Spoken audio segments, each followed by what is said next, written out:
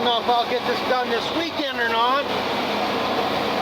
Definitely be done by Monday or Tuesday. Today's Friday.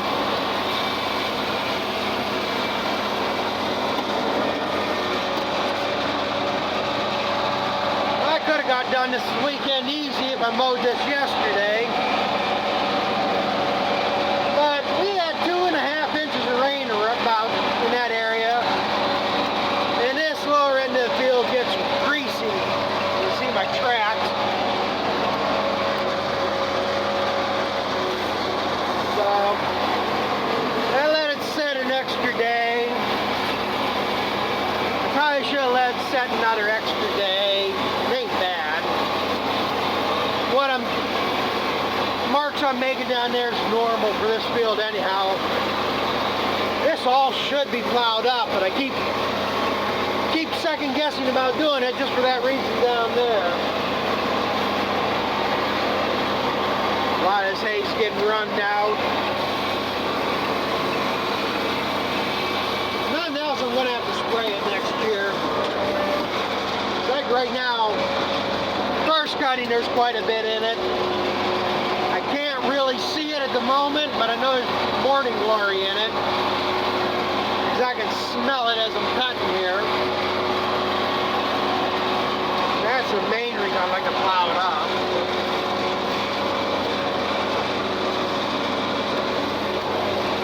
And this would have been the year probably to plow this up. But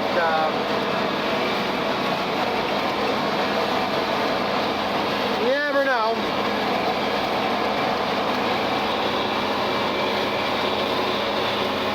Didn't know my witch I pulled. Yeah, I don't know. What I'm hoping, plan is to bale this tomorrow. And I'm hoping to mow the last of it tomorrow. The thing is, with this, it's after 3 o'clock right now and I'm mowing, or right at 3 o'clock. And it's still pretty wet in here, grass-wise. I don't know. I'm pretty sure this will be dry enough by tomorrow.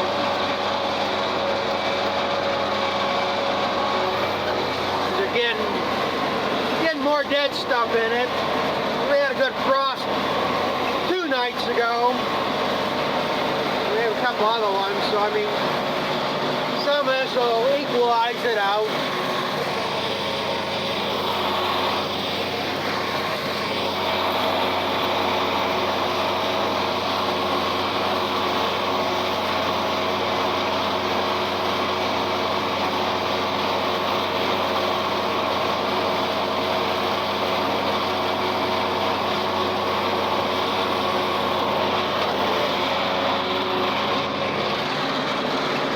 But the last field I got to do, last one I could figure on, I gotta go check a couple other fields and maybe be a little bit more, but if I get this next 5 acres done, I'm happy, I'll quit.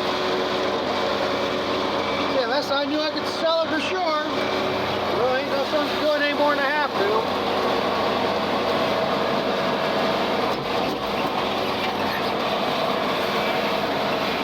That last 5 acres is that fescue, third cutting, and it's thick and it's green. So if I mow it tomorrow morning, I don't know if it'll be dry enough Sunday to bale yet. But supposed to be getting them back up, I think up at least in the 60s again. Might dry it faster than you think. I have an audience down here this weekend. My relatives are out.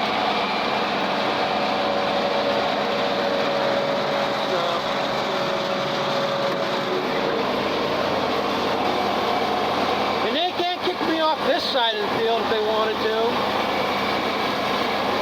They can kick me off this half of the field. When it's got rotted up, it's stupid. And next strip up above, I gotta mow too, or mow next. There used to be a stake in there. That's the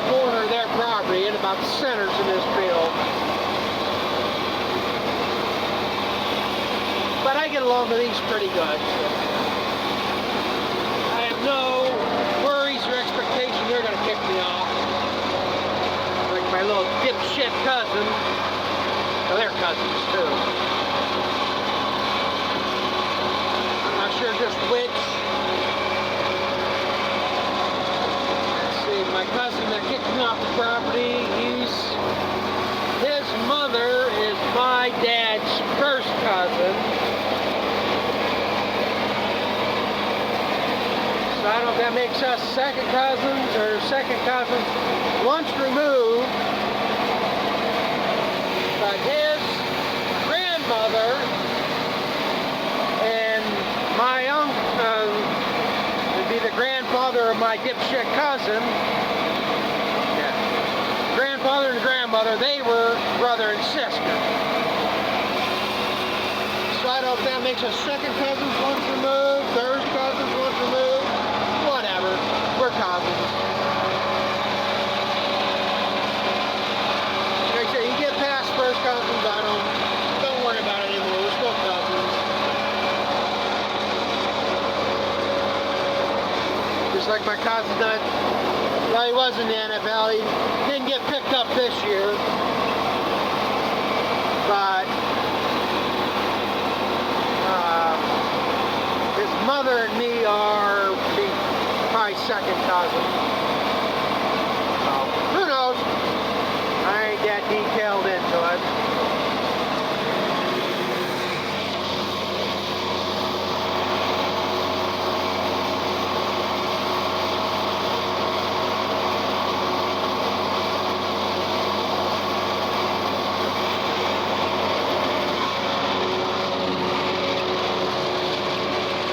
Still looks good in the windrow though.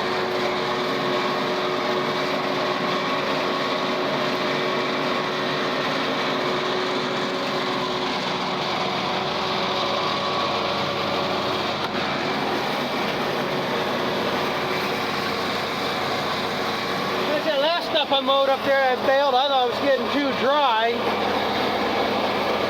And it might have been wet enough yet. Notice some of these bales I wrapped, they're starting to mushroom out a little bit. I mean, they're going to settle. I'm not packing them all that heavy. Once I get a decent tight bale and we get the wrap on it, that's all that matters.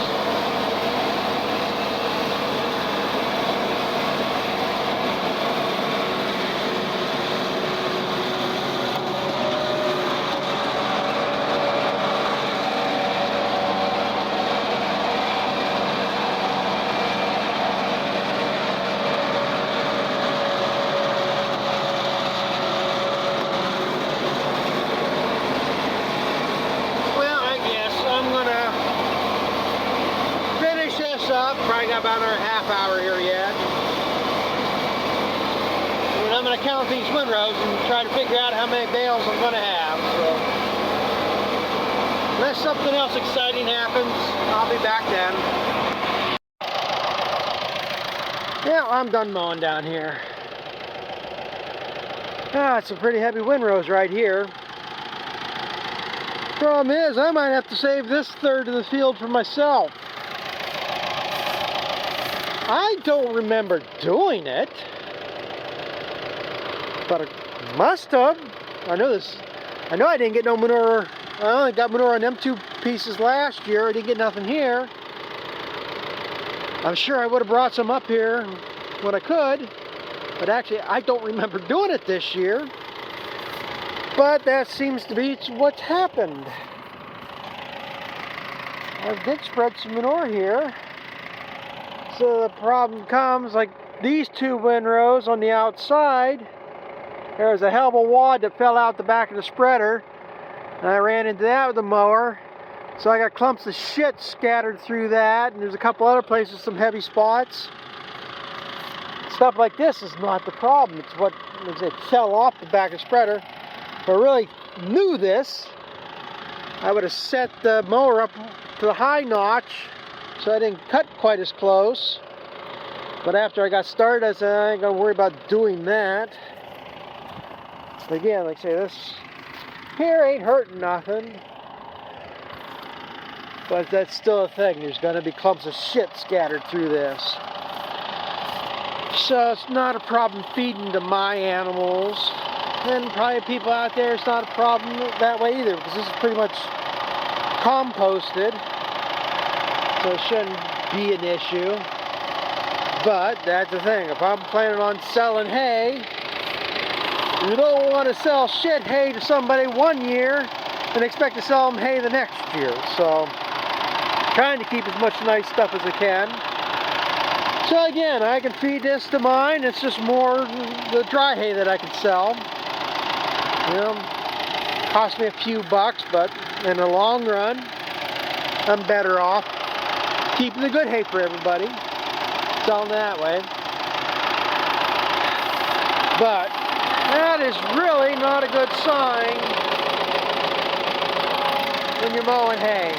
Now some of that is that shit, but for some reason this third, that whole back end's a lot wetter. I mean, I actually had to hit the brakes to make turns and I was drifting. So that's pretty damn greasy. So, I mean, what the hell can you do? Got to get it off.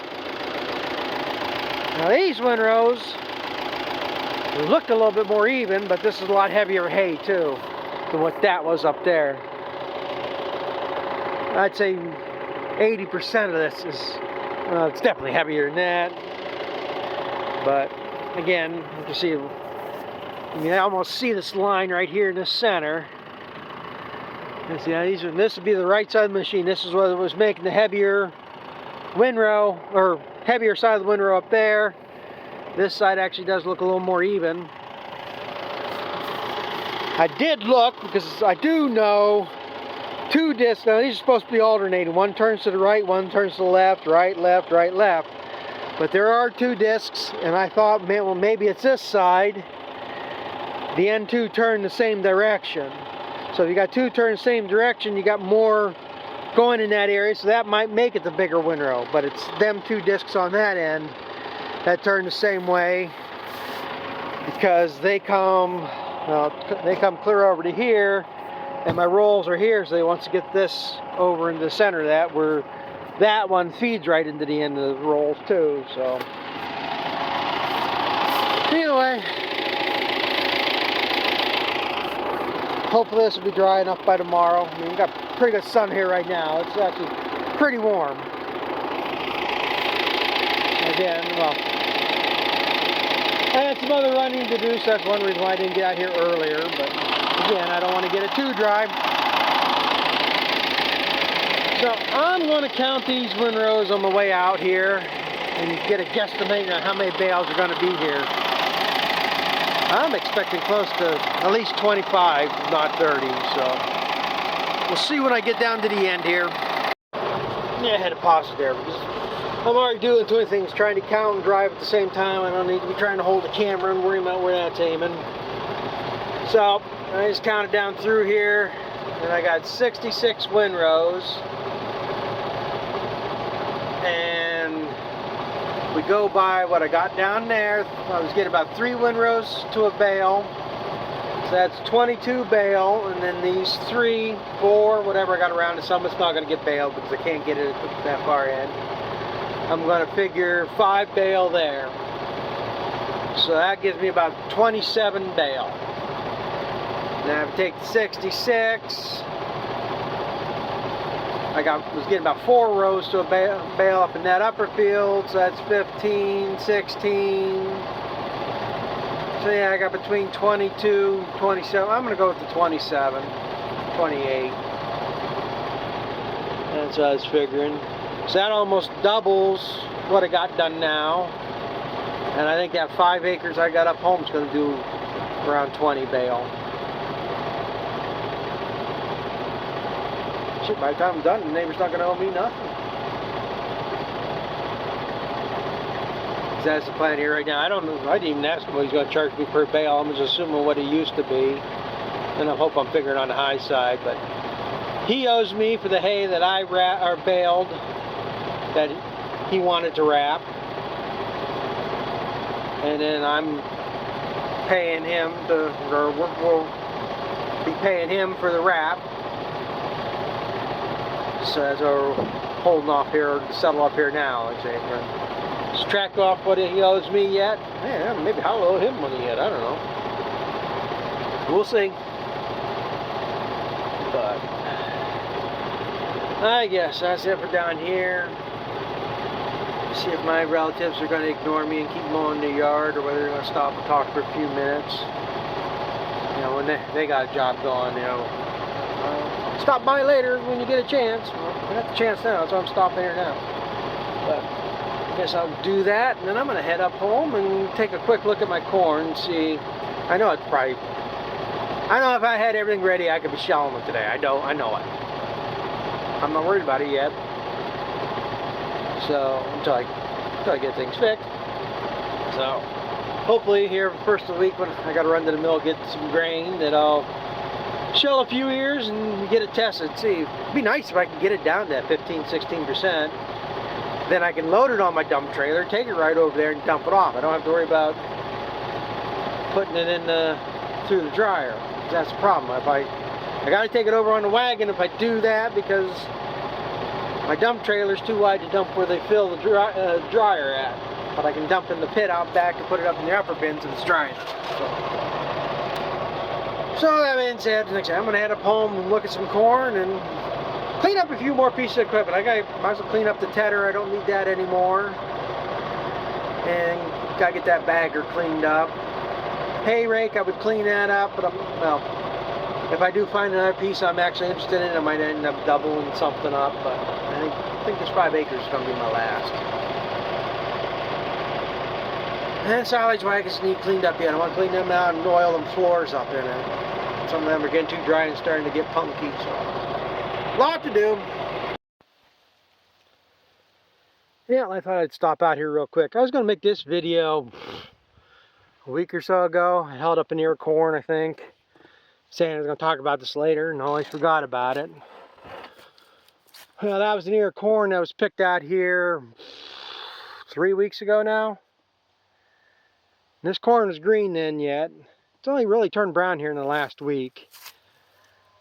But that was indication of the corn that was out in this field. This is what we stole for some decorations. But yeah, see, you got something cleaning this corn, but some better ears out here than I thought there was going to be.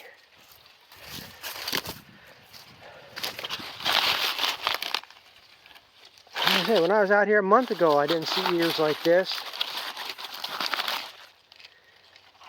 And this is going to be surprising. Like I'm interested in seeing what this is going to yield. But when I tell you the secret on this corn this year, people may be surprised. Now, all this corn's not like that. I mean, this has really come on because a couple, probably 2 months ago, a month and a half ago, when I was showed down the lower end of that field,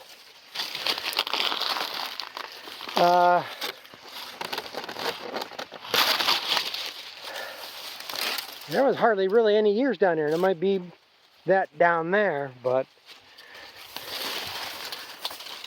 again, I gotta look these numbers up so I can let you guys know.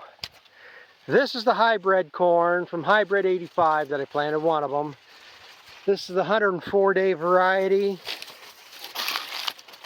I really should take the time. We'll see here. Well, we'll do it this way. I've shown ears here. Pretty good fill and everything. I mean, it's going to be small kerneled. I know that. But this part of the field is the variety. Well, both varieties I had. But this had that seed treatment. I can't remember the name of it now. But eventually here, I'm going to, like I said, when I do this video where I tell you what I did on this corn, or what I didn't do, put it that way, did or didn't do, I will give all, and I've given these numbers before. You can go back to my videos from the spring. I did tell about each corn. This is the 104-day. This is the one that had the seed treatment on it. And there is some pretty nice ears up in this section. That's what I did. I think this variety I had 3 bags with the treatment and 1 without, and the other one I had 2 and 2. I had 4 bags of each. Because I took, or maybe I didn't plant it.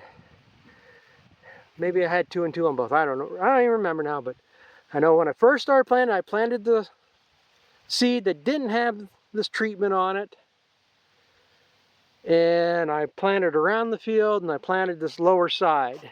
And then I finished out with the rest with the corn with the treatment on it. So let's just take a ride down this other side, see if there is any noticeable difference in the way the kernels look, or ears look. And again, it could be because of the difference in ground. This lower side is wetter, but it's down at the lower end. This upper side ain't too bad. We'll go down here's a ways. Make sure I'm in it.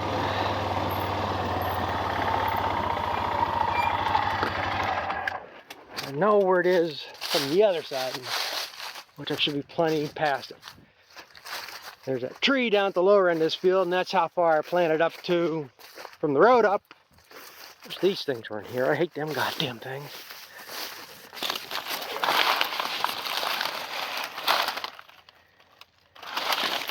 Frankly, going just about out of here.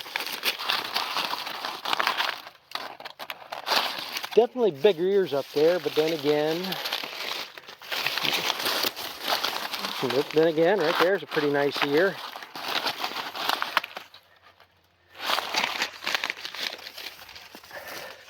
I mean, compared to the way this corn looked a couple of weeks ago, I am happy with what's out here.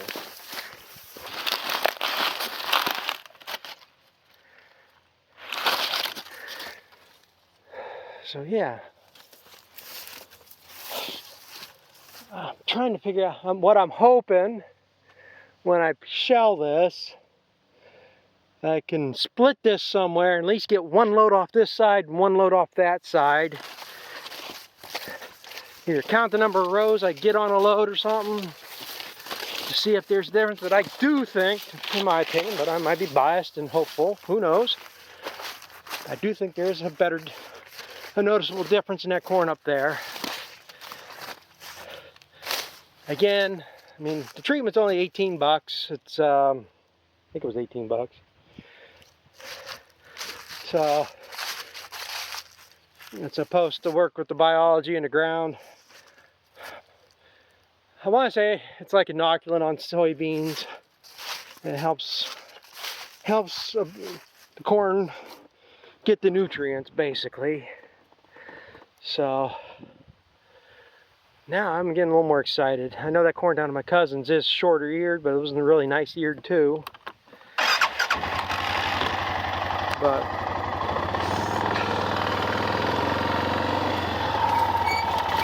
not worried about running this down because there ain't nothing here.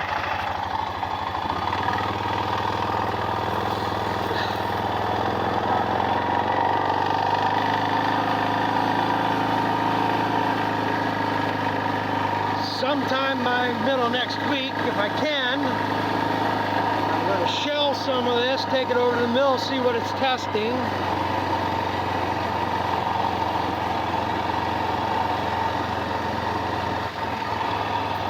I'm going to get off and look at this, but again, it might be just this end of the field looks better. I mean, I can see quite a few ears in there. They're dropping down. I wouldn't doubt if this corn's 21, 22%.